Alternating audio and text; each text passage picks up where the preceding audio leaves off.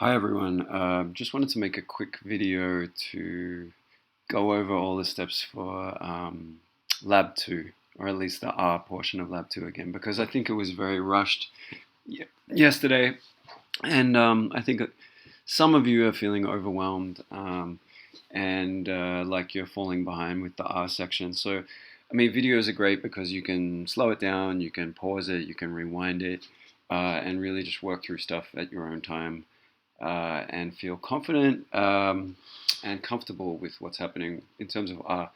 So to do Lab 2, we're going to go to the course syllabus. And then I think there is a link to Lab 2. I'm not going to use the Markdown file. I don't recommend use the Markdown files. We discussed that yesterday. We might have to next week, but for now, I think it's going to be easier if we don't. We are going to, we're going to download the Lab to Google Doc to our computer.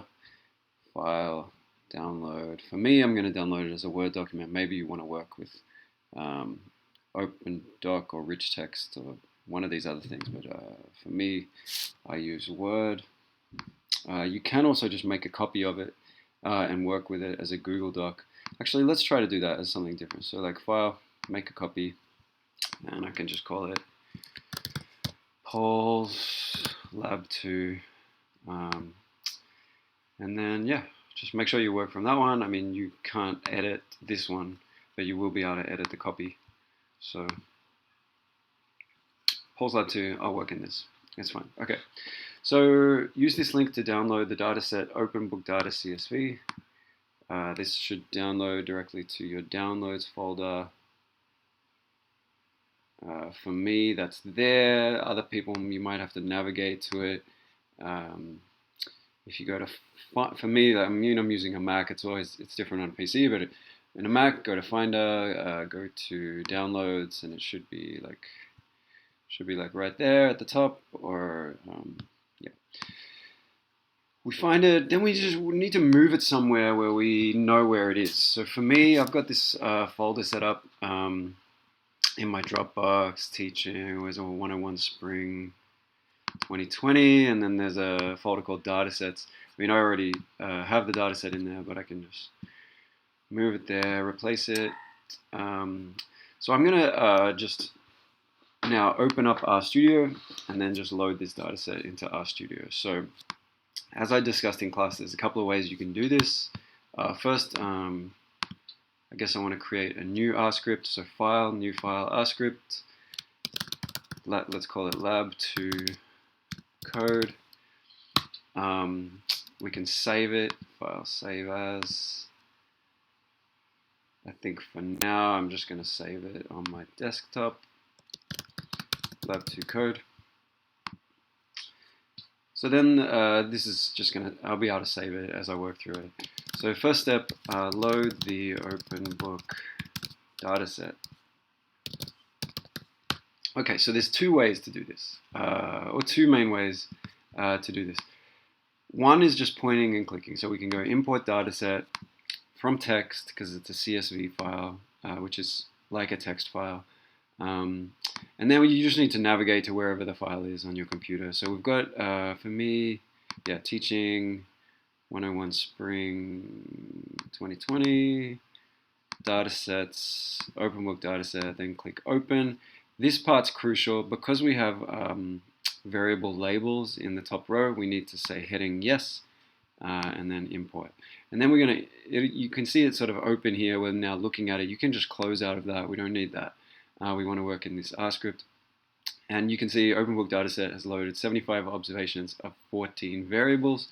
Now to rename it, if we want just an easier name, we can say OBD for OpenBook dataset is OpenBook dataset. So I'm using the arrow. You can also use equal sign. You're going to get the same result. And you can see we now have OBD 75 observations of 14 variables. So we don't need to use the long name every time, and the lab asks us to give it a simple name. Okay, so that's done. Okay, so the other way to open it is with code. So you're going to use read.csv, and then you just need to navigate on your system to where the wherever the data file is stored. So for me, an easy way to sort of get an idea of how to navigate on your computer is to use getWD for get working drive, and that'll tell you where your current working drive is. So if you are on a PC, this is going to look different. It'll look something like capital C / and then maybe your username. I don't really know. Every semester I have to get reacquainted with what it looks like on a PC, but basically getWD will tell you where your current working directory is. And where your current working directory is, that's what's going to sort of show up here if you press tab. So read CSV, if you put these quotation marks there and put the cursor in the middle of them and press tab, you can sort of see all the files in your current working directory. But we want to sort of go from our current working directory to wherever we've got the file stored. So for me, this is just going to be, I'm going to go to Dropbox. You can also type and these things will come up. Dropbox, teaching, 101, spring 2020, and then datasets, and then there it is. So this line of code will do the same thing as what I did before and just open OBD. So I can sort of just show you, if I clean the environment, you can clean your environment with this broom. Are you sure you want to remove all objects? Yes. So now I have nothing in the environment. And if I just run this line of code, I get the OBD, the dataset. So for you, okay, what I would recommend is if you run get working drive, you should see something, and you should see your username. Whether you're on a PC or a Mac, you'll see your username. So what I would recommend doing is copying and pasting that inside read CSV, and whatever you get, sort of put a / after your username, and then delete anything that you've got after that, and then just start navigating from your username. So if I press tab now, I can sort of navigate from there to Dropbox, teaching, 101, spring 2020, datasets, open book dataset. I think it probably seems like a hassle to you now. Like, why would I go through this trouble of using this code when I can just do import dataset? Yeah, just going to ask you to trust me. In the long run, it's a lot easier if you are saving R scripts. So now that I have this code and I save this R script just by pressing Command S, I don't have to do any navigation of folders to get the dataset. Like, I can close this, close R, restart R, load this R script, and just load the data really easily with one click, basically, instead of, I don't know how many clicks it takes this way, but it's more than one. So basically, yeah, my recommendation is to use the code method. If you're having a lot of trouble with it, you can sort of use the other method, just use the point and click method. But I would like everybody to try at least to use code to be loading your data sets, just because I think in the long run it saves time, and in the long run, I don't know, it's good to get a feel for how R interacts with the folders and the directories on your computer. Anyway, what's next? So we loaded the dataset and name the dataset something short and relevant. Use R commands to print the answers below. Okay, so we need to do all this stuff, and it's all pretty easy. We just need to know the right functions to use. So as long as you have your dataset loaded, all this stuff is just a matter of knowing the right function to use. Oops.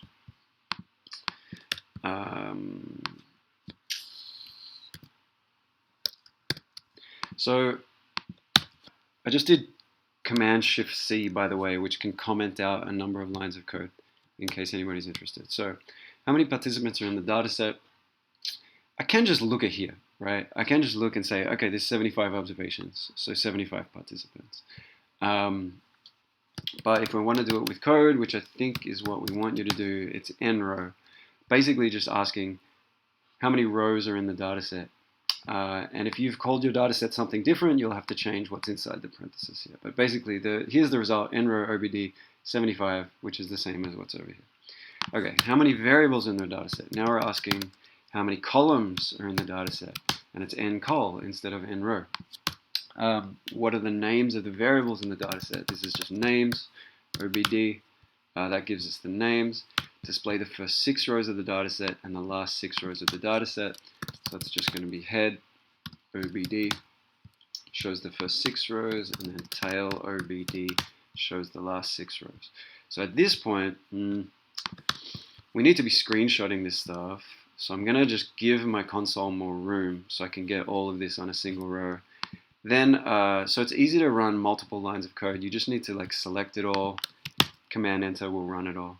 So I can screenshot all of this basically and throw it in that Google Doc. So let me see if I can. All right. Yeah. It's not everything we need yet, but it's a lot of it. So next is we are going to display the name of just the 11th column of the data set. So I did explain this yesterday, but essentially we just need to combine the names function with indexing. So names OBD gives us this vector of names, and if we apply an index to a vector, we can specify which element of the vector we want to print out. So books read is the 11th name in the data set. Display the value of the 5th column, 23rd row of the data set. So here we're using indexing again, but we're using indexing on a multi-dimensional object, not just a vector. So OBD is a data frame. Names OBD is a vector. That means that names OBD just is like a single column or a single row you can think of values, whereas OBD itself has rows and columns, like it's this whole data set, right? So display the 5th column, 23rd row. We always go row, comma, column, and that's how we can specify a single value from a data set. And then finally display the value of the 10th column, 51st row. So that is just 5110. Okay, so I'm now just gonna,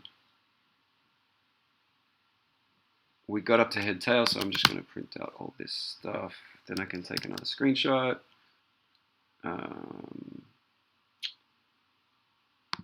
I guess I need to show a bit more. Display the name. Oh, I guess it's just from here, right? So all this stuff is going to be my, throw it in the Google Doc. They're in the wrong order, so let me just, I guess, move this guy below if I can. How do you move it? Maybe like doing that. Yeah. I mean, it's messy, but it's fine. It's got all the answers. So yeah, I'm gonna say that's fine. Okay, first graph. From the dataset, use the plot function to graph the variable school.type. Then change the arguments of the plot to change the color, rename the x-axis, give the graph a title. Okay, so this is pretty easy. Plot, what is it? School type. We just use the function plot, then we say OBD $ school.type. So this this $ is just how we go. We call a specific variable from a specific data set. R doesn't understand just school type. It'll say there's no object school type because school type is just a variable inside the object OBD. So if we want to call school type, we first have to say, oh, we want the dataset OBD, but we want the specific variable school type, and that'll call that specific variable. Anyway, so plot OBD school type just gives us this, like a bar plot showing the counts. So how many values of private, how many values of public. If we want to make those changes, we can say comma, col for color equals, then we can change the color. I think gold works, yep. We can add a label for the x-axis with comma xlab equals school type. If we want to add a title, we go comma main equals categorical, and then we've got that title. So I guess what we want you to, I guess I don't need you to plot all your plots. If you have one plot that sort of shows all those bells and whistles, just include that, and I'll be happy with that, because it shows you've been able to do it all. And I guess we need the code as well. So yeah, I would just maybe screenshot this line of code.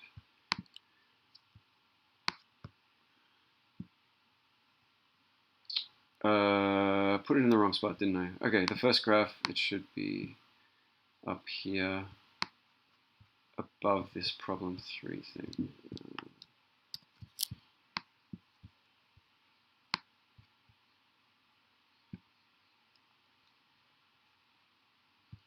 Okay, it's fine. I've got the code underneath the plot, but it's fine. Okay. What's this US? Where does that come from? Oh, it's part of the question. Great. Cut that back up here. All right. Who cares? Who cares? Honestly, who cares? All right. Problem 3, differences in openness. Graph the variable openness as 3 separate histograms that differ in terms of the number of breaks. The first graph should be a histogram with the default number of breaks. Second should be a histogram with more breaks. Final graph should be a histogram with fewer breaks than the original number. For each graph, change the arguments to relabel the x-axis title and change the color of the graph you like. To the color you like the most, below your graphs, write text to describe what the default graph looks like in terms of skew. Describe which of the 3 graphs do you think best represents the distribution of data and why. Okay, fine. Histograms. The basic histogram is just HIST. Then we're going to go to OBD $openness. That gives us the basic histogram with the default number of breaks. Now, to change the color, it's just the same. So we can, so we can just say, okay, col equals, let's say, aquamarine. I think that's a color enough. Yeah, there we go. Aquamarine. We could say xlab equals openness, and main equals histogram. That's fine. I think that's sufficient. I guess we also need to change the breaks. Okay, so to change the breaks, just copy and paste all that code because you need all the same stuff, and then just say breaks equals 20, say, and then copy and paste it again. Change breaks to, I don't know, 4. So now you've got 4 breaks. You're going to copy and paste this code and all 3 histograms. There is a challenge. If you really want to do the challenge, you're going to go par mfrow equals concatenate 1 row 3 columns. Then just rerun those plots, and you'll get them side by side. You can zoom out. It looks kind of nice. What would I write underneath them? I guess we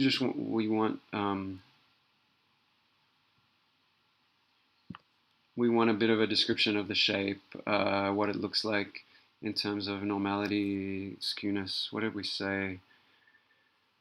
What the graph looks like in terms of skew. Describe each of the 3. Written response here. I guess I would just say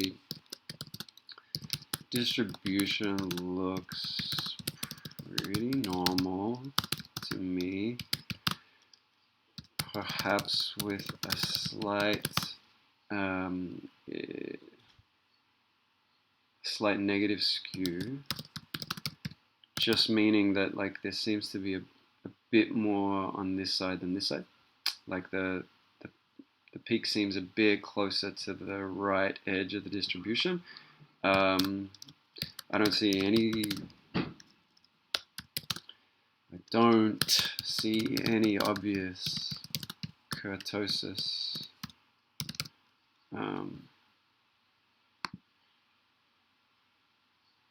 Yeah, like it's not leptokurtic or platykurtic. It's not obviously leptokurtic or platykurtic. You know something? You will never talk about leptokurtic or platykurtic again in your entire career after first year stats. I don't know why we still make people think about it and talk about it. It's just not a thing that people care about or think about. But whatever. All right, so that's that.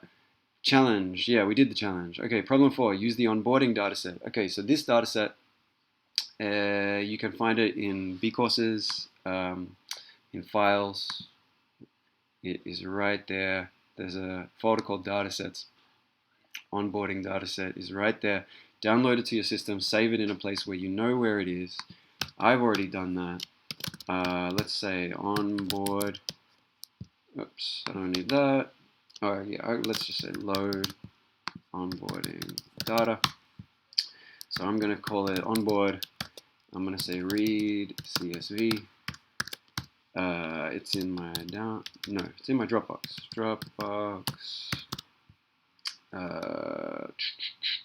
Teaching 101 Spring datasets onboard. Yay! So I've got it. It's called onboard. Obviously, if you do it this way, the point and click way, remember it does have labels. You got to change that button to yes, and then you got to rename it. So you can just load it. It'll load as a longer name, and then just go onboard equals whatever that longer name is. Let's just do it. What the hell? This is my where's my Dropbox? Teaching 101 Spring 2020 datasets onboard. Yes, it has a heading. Import it. Close that. I've got it here. I'm going to rename it. Onboard. If you just start typing the name, it'll appear. And then you can just run that. Okay. So either way, much prefer you use the code, but whatever. Okay, so what do we have to do for this? It's a bit ambiguous, but basically print the variable. I think this just means choose a variable and print it because we don't tell you what variable to print. Print the variable, graph the variable, describe the shape of the variable in terms of skew and kurtosis and what you learn about the students in our class based on the graph. Okay, so print the variable. It really doesn't matter which one you choose, except it should be one of these continuous variables. Let's just do skills S. So that prints it. I can take a screenshot of that for the answer to that question. Print the variable. There you go. No. Import the dataset. Okay. Check to make sure. Okay, so print the variable. All right, so how do we check to make sure it imported correctly? I don't know. I mean, I guess I can just take a screenshot of that. I mean, it definitely imported correctly. Like you wouldn't see it. You wouldn't be able to use it if it didn't. Okay, graph the variable using the hist function. Okay, again, another histogram. Doesn't tell us to make it a fancy histogram, so let's just go basic. Oh, look. So yeah, because I set my graphical parameter to be making 3 plots next to each other, I get it's all squished up to the left side of the plotting window. So to stop that, graphics off, empty parenthesis will make that go away. So now we have it's filling up the whole graphing window. Okay. Skills S, what do we learn about the students in the course? Not that much. It looks like a positive skew, so we could write that, for example. Let's just take a screenshot, throw it in the document. I guess I should have the code as well.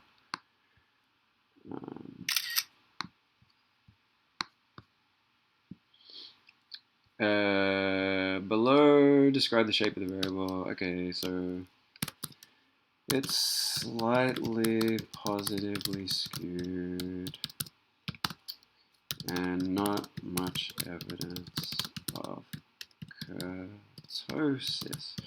What do we learn? We learn that, Google Docs, there is some variability among students in the course on the variable skills S. But most people score around the middle.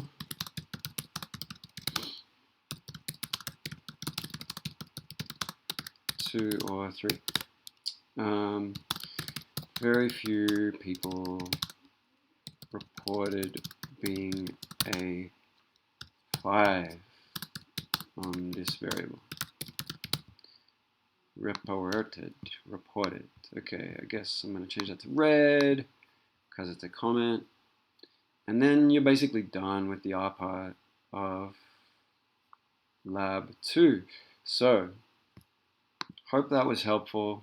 Don't use Markdown for this, please. If you have further bugs, I mean, you can email me, but I don't have to answer those emails, because it's graded for completion. It's graded for effort. So if something's not working, that's all you have to put in your lab. And you shouldn't be freaking out about that. And I shouldn't be expected to freak out about that either. Or, be like spending a lot of time answering emails to debug stuff at this point. Yeah, just try stuff. At this point, you're just trying to get used to R. You're just trying to get through these labs, try everything, figure out what's confusing to you, what's easy to you, what makes sense. If you get a bug, you should be Googling. Any error you get, you should be Googling it, trying to find the solution yourself. I guess one thing I do want to show you just right now is there's this thing with plots where if your plotting window is not large enough, you'll get this error. And it's very common, every semester, 1 or 2 students gets this error. All this error means, display list redrawing, invalid graphics, okay, whatever. All these errors mean is you just didn't give R enough room to create the plot. So all you have to do is increase the size of your plotting window and then the plot will create. Yeah, so good luck with it. But if you can't get stuff to work, it doesn't really matter for the purposes of the lab.